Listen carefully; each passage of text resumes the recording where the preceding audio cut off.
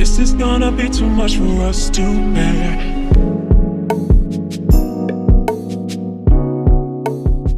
What's good, YouTube? It's your boy Dev back again. First listen, y'all know who that is right there. Today, man, we are going to take a listen to Joji. Mr. Sir Joji himself, man. Probably one of my favorite artists, man, ever since I've done the first listen.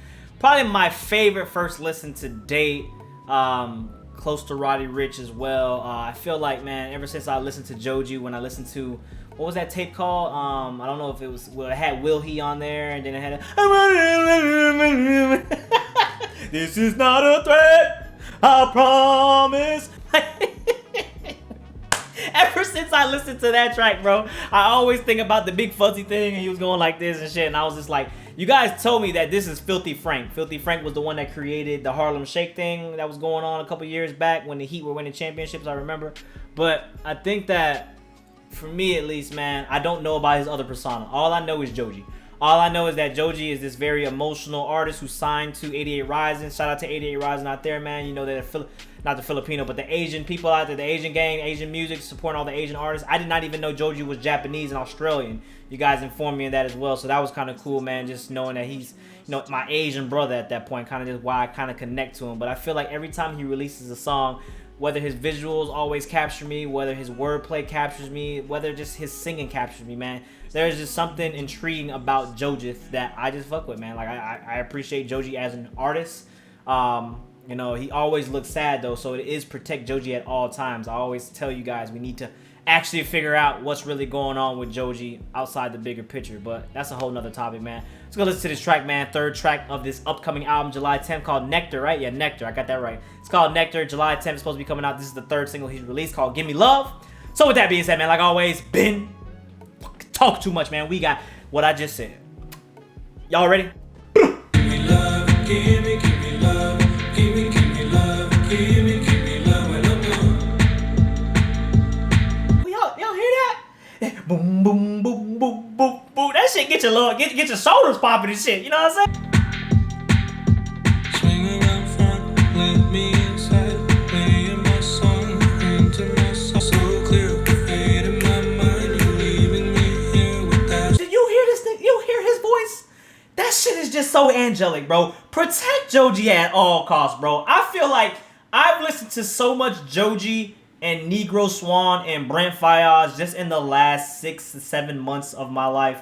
I've listened to those three artists in rotation, man. Joji is just the way he captures you with his sound, all right? Like, I don't know who. I still have not listened to Pink Guy. I know a lot of you guys want me to listen to Pink Guy. I am going to do that. It's going to be on Patreon. I'm going to do the whole thing, all right? Because apparently you guys saying, like, I'm going to be even more shocked once I listen to Pink Guy, and then we're going to get to Joji, who he is now, and you just be like, yo, what in the actual fuck? Like, this is what he became. That's what you guys said. This is what he became from that. And I'm actually excited because I want to see the different variety of, what is his real name? Filthy Frank, is that his real name? Like, is Filthy Frank his real name?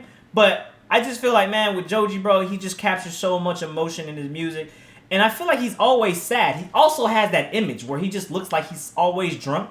And he looks like he's always tired, but apparently that's his normal face. And I'm one to say, because I have bags under my eyes, so I can definitely see where you get the natural tired face. But it's just, I don't understand how he does it. Like, it's just something enticing about Joji.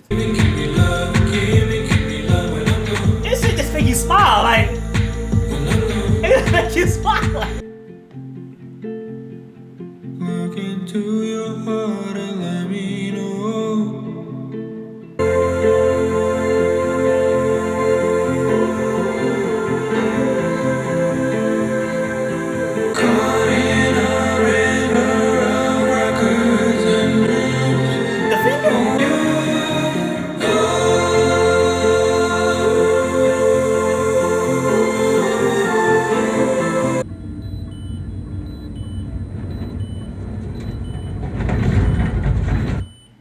I apologize, man. I apologize for being one of those channels, you know, that kind of just sit there and watch the video. I really did not mean to do that.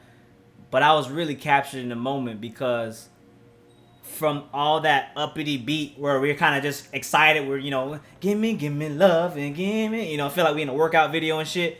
and we getting excited, and then it switched to this kind of just this melody where it gets really it actually did get really dark there, and you know, it gets really sad, and he kind of just does what Joji does all the time. He captures you with his voice, and you're sitting there like, what's really going on? I'd say another thing too that's really creative about Joji is his visual artisticness and the way he makes his music come alive.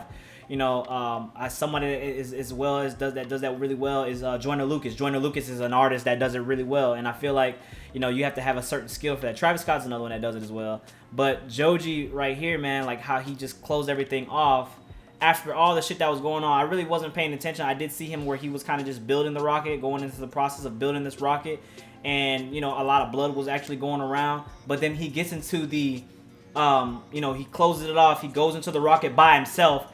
He gives the finger, and then he's flying. Like it looked like he was going on he was gonna end it. Like, and that's always why it's so scary, because Joji makes these videos that are very, you know, very dark and very like, I mean, again, Chester Bennington, R.I.P. to Chester Bennington, man, from Linkin Park, the singer from Linkin Park. I always tell you guys, his music was screaming to a lot of us, and we all kind of resonated with the message in, you know, Hybrid Theory and Meteora, and you can hear him crying. You know, you can hear him crying out, and no one was really helping him out.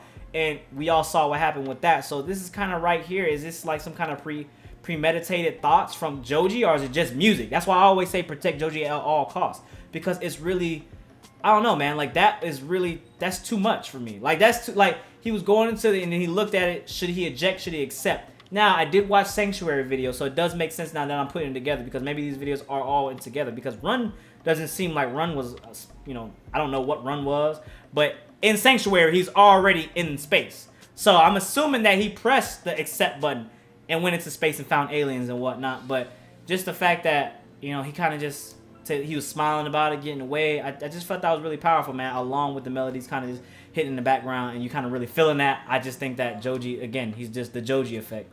And I love him, man. Look, I love that man, bro. No homo. Like, I fucking love Joji, bro. Like, as much as I love Blood Orange, I love Joji, bro. Like this shit, this music that you cannot create this feeling, and he repeatedly does this for me each and every time I listen to him. So I fuck with Joji, man. I'm just gonna keep it like that, man. Get in the comments below. Let me know what you think about the album. I mean, not the album, the track. Let me know what's your favorite part. Did you like the uppity beat, or did you like when he actually went into that slowed down kind of melody shit?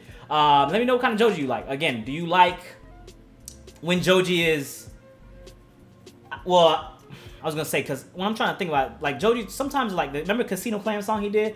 He was a little uppity right there, he had a little energy right there. But do you guys like the sad Joji, or what do you like about Joji? Again, I'm going to listen to Pink Guy. I have not listened to him yet, but do you guys like the old, you know, Filthy Frank Joji or whatever?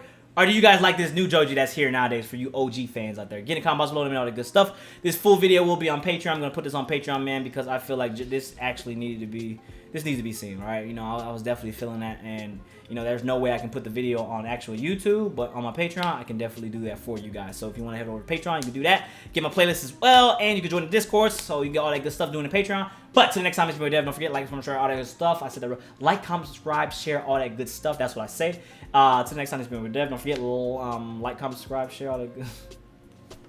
Follow me on social media. Let me know what you hear, and till the next time, it's your boy Dev. Y'all. Peace.